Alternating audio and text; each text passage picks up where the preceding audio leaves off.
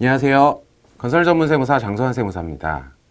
이번 시간에는 건설회계 개정 과목 중 건설업 매출채권에 대해서 알아보겠습니다. 먼저 매출채권의 정의를 보면요. 매출채권이란 주된 영업활동에서 재화나 용역의 판매로 수익 창출활동에서 발생한 채권을 말하는데요. 건설업의 경우 공사미수금, 바들어음, 분양미수금 등의 형태로 재무제표에 표기가 됩니다. 건설업 매출채권에 대한 기업진단 지침상 평정을 요약해서 먼저 살펴보겠습니다.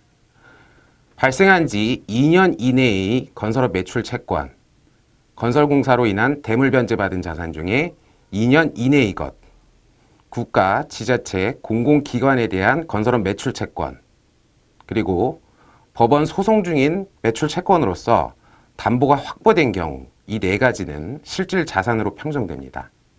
그렇지만 건설업 무관한 매출채권, 즉 겸업에 해당하는 매출채권이죠. 당연히 겸업자산으로 평정되게 되고 위의 것과 대조적으로 발생한 지 2년이 경과한 건설업 매출채권, 그리고 대물변제로 취득한 자산 중 2년이 경과한 것, 그리고 법원 소송 중인 채권이 있지만 담보가 확보되지 않은 경우, 이 경우는 부실자산으로 평정되게 됩니다. 각각의 경우 기업진단 지침을 좀 더 자세히 살펴보면요. 매출채권은 공사미수금, 분양미수금 등 상대방에게 세금 계산서를 발행해서 청구한 것과 진행률에 의해서 평가한 것을 포함해서 매출채권을 평정하고 있습니다. 단 대손충당금은 설정하지 않았더라도 반드시 1%는 설정해서 차감하여 평가하도록 하고 있습니다. 그리고 세무자료에 의해서 청구한 매출채권은 계약서 및 세금계산서 청구와 금융자료에 의한 회수 내역을 검토하여 실제성을 확인해서 평정하게 됩니다. 또한 진행 기준에 따라 계산한 매출채권은 계약서 및 진행률 산정의 적정성을 평가해가지고 평정하도록 하고 있습니다. 다음은 장기성 매출채권에 대해서 알아보겠는데요. 아까 말씀드렸듯이 발생한 지 2년이 경과한 매출채권은 부실자산으로 평정하도록 하고 있습니다. 단 아래의 경우는 발생한 지 2년이 경과하였더라도 실질자산으로 평정받을 수 있는데요. 그것은 국가, 지자체, 공공기관에 대한 받을 채권, 또 법원의 소송 중인 채권으로서 담보가 확보된 경우, 위의 경우에는 발생한 지 2년이 경과한 매출채권이라 하더라도 실질자산으로 평정하고 있습니다. 그리고 주의하실 점은 대물변제 받은 자산은 2년 이내의 것만 실질자산으로 평정된다는 점 주의하셔야 되겠습니다.